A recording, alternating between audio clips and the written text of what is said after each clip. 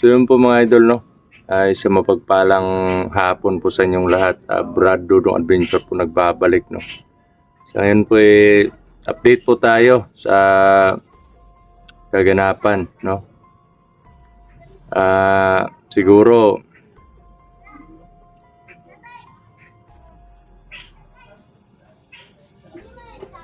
bukas ng umaga balik exploration po tayo. At napakadelikado po yung sitwasyon ngayon kasi yung mangkukulam po na na kasama po ni Medalyon kaya pala wala doon nung time na nakipaglaban ako sa kanila. Nakipaglaban kami. Kaya wala yung mangkukulam pala doon may pinuntahan pala yun na isang kasamahan na sobrang lakas ng tao na yun. Yun nga.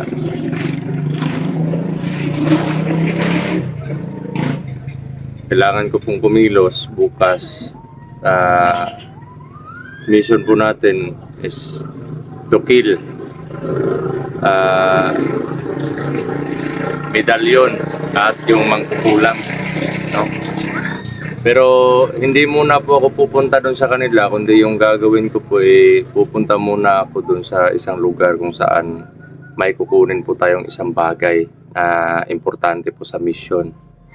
At hindi ko naman po kaya kung hindi po namin kaya kung diretso kami doon makipaglaban sa kanila na walang dala na kahit anong pwedeng gamitin namin para pangtapos sa kanila. At ito po yung yung sugat ko mga idol. Namaga po siya at para may infection sa loob, pero nakakagalaw na po yung hindi nga lang talaga yan. Yan po yung sugat mga idol. Naputol po yung niya. Yan kita nyo po. Ito. Yan. Yan yan yung naputol. Ito. Yan yan. Yang ito nasa kamay. Yan. Yan. Ito yung buto na naputol. Yan. Yan Yan. Ito yung buto na naputol. Ito yung nahawakan ko. Yan. Dito siya, connection sila dito. Itong dalawa. Nung naputol na, umatras siya dito. Yan Yan. Nawawala na po ng lakas ng At may gamot naman po tayong iniinom. Nga lang, katulad kagabi, may mga na naman, may mga umaaligid dito. Kaya yung napagdesisyonan ko na tawagan yung kapatid ko na hunter, si Maui. Medyo masama pa yung pakiramdam at si Dudoy nagpapagaling din dahil dun sa mga bugbog sa katawan niya. At ako, marami din naman akong iniinda sa katawan, pero yun nga lang, kailangan ko pong kumilos, gawa po ng, yun nga, delikado po yung buhay namin. At yun, at least na magpapasko po ako, magdidiwang po kami ng Pasko na kasama ko yung pamilya ko. At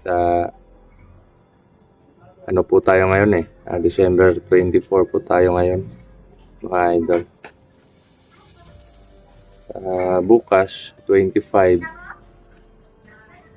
maaga akong aalis mga idol para puntahan ko yung lugar kung saan makukuha ko yung magagamit po natin. At kailangan ko din palakasin yung anting-anting natin mga idol. Hindi na po tao yung mga kalaban natin ngayon, mga demonyo po sila mga idol. Kaya wala na po kaming dapat na ipag-aksaya ng panahon para kausapin sila na magbago, ganito, ganyan. Wala na po. Kumbaga, diretso na po mga idol. Kung patayan man lang yung gusto nila, yun yung ibibigay natin sa kanila. Hindi naman po sa pagmamayabang mga idol, pero ito na po yung buhay Ito na po yung buhay. Ito na po siguro yung buhay ko namin para makipagpatayan sa mga taong masasama. Kaya hindi naman po ako natatakot sa ganong bagay. Kasi handa ako naman pong ibuwis yung buhay ko. At iniisip ko lang yung mga kapakanan ng pamilya ko tsaka yung mga kasama ko. May mga pangarap rin sila. Ako din naman may pangarap para sa pamilya. Pero kung talagang hanggang saan lang yung buhay natin o buhay ko, tatanggapin ko po yun. At least na karangalan ko pong mamatay dahil sa gawain ng nakikipagsapalaran, nakikipaglaban para sa ikakatahimik po ng lahat. Kasi papabayaan lang po natin sila. Gaya ngayon, hindi naman po natin maiiwasan na lulubos-lubusin talaga nila yung panahon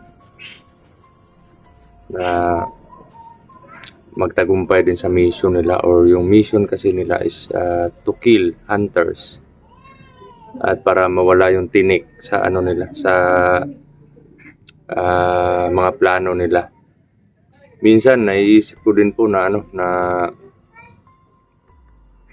na pwede sigurong lumuhod ako sa harap nila para magbagong buhay, para matigil na yung away. Pero kung gagawin ko po yun, para na rin akong nagbigti. Kasi alam ko naman po na maprinsipyo yung mga tao na yan, lalong-lalo na po yan si Medallion. So, kahit ganun pa man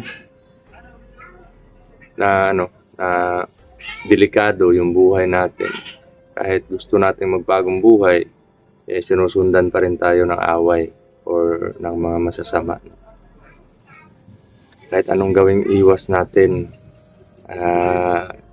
talagang hahabulin kami ng mga tao na yan, kasi alam nila na hindi magtatagal ay kikilos po kami laban sa kanila. Kaya yun, sensya na po kayo mga idol kung medyo maingay.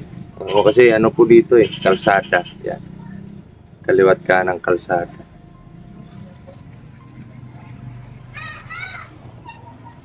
At mga bata din naglalaro. Hindi ko na lang papakita yung paligid para safety po tayo. Safety po kami. At yun. Merry Christmas po sa inyo lahat mga idol, and advance Happy New Year. Yan. Yun, napag-isip-isip ko kagabi. Oo, na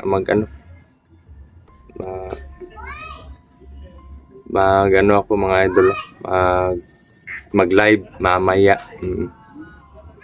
Kasi yun nga, gusto ko din po kayong batiin sa live.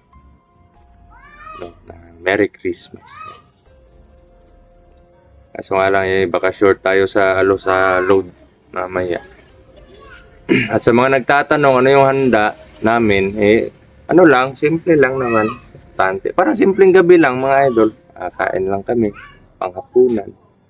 Gigising sa alas 12, magdarasal para sa Panginoon. At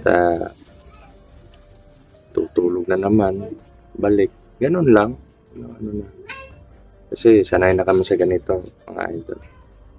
Simple lang. Yun. Hindi ko man na-try na kasi maraming nagsasabi na hunters yan, na yan, may pera yan para sa mga handaan, mga celebration, ganon. Alam nyo naman po yung totoong buhay ko mga idol. Kaya Hindi ko po ugali yung magmayabang. Kung ano lang yung nasa akin, yun lang din. Wala nang ano. Importante sa akin eh maging safety yung pamilya ko, matapos yung gulo at makapagsimula ng bagong buhay. At pasensya na din po kayo dun sa sa ating isang account, yung Kuya Dong Vlog. Hindi ko po hindi ko po na-uploadan agad ng kasunod yung isang video na na-upload ko doon, yung pangingisda, kasi wala po talagang kapos po sa load mga idol. At yun nga. Pero balang araw, pag marami na tayong load, yun, upload tayo ng upload doon sa isang channel natin, Kuya Dong Vlogs. Yan, paki-support po mga idol, paki-subscribe po mga idol. At yun, bukas po mga idol, bukas ng umaga, explore po tayo. Ako lang po muna mag-isa kasi nagpapagaling pa yung mga kapatid natin dalawa. At yun nga, natuwa ako kay Maui nung pag-uwi namin kasi kinabukasan yun, nag-live na, tapos nagkakanta-kanta na. Sabi ko, wala ka bang nararamdaman sa ano mo? Sa sarili mo? Wala bang masakit? Sabi niya, bro, meron, pero ayaw kong makita nila na ayaw kong makita ng mga nagsusubaybay sa atin, sumusubaybay at nagmamahal na may nararamdaman ako. Sabi ko, wag ganon, kasi sa panahon na nasa panganib tayo, nasa exploration, lalong-lalo na ikaw na kakagaling mo lang sa tawag nito, sumpa, sa hypnotize, nanginginig yung iba, natatakot, nininervyos, nag-aalala para sa kaligtasan mo. Ligtasan natin lahat, mga kasama na yung mga co-hunters natin. Kaya okay din naman yung ginawa mo, sabi kong gano'n, positibo ka sa mata ng mga tao. Pero hindi natin may tatago sa kanila na nahihirapan tayo. Kaya huwag tayong magtago ng sekreto sa kanila. Dapat kung ano man yung sitwasyon natin, ano man yung buhay natin, sabihin natin sa kanila. Pagbigay alam natin sa kanila, wala namang mawawala doon at least na yung mga katanungan nila dito sa video na napapanood nila, andun yung kasagutan sa mga katanungan nila. Kaya labis ko pong palagi ko pong ini-explain mga idol.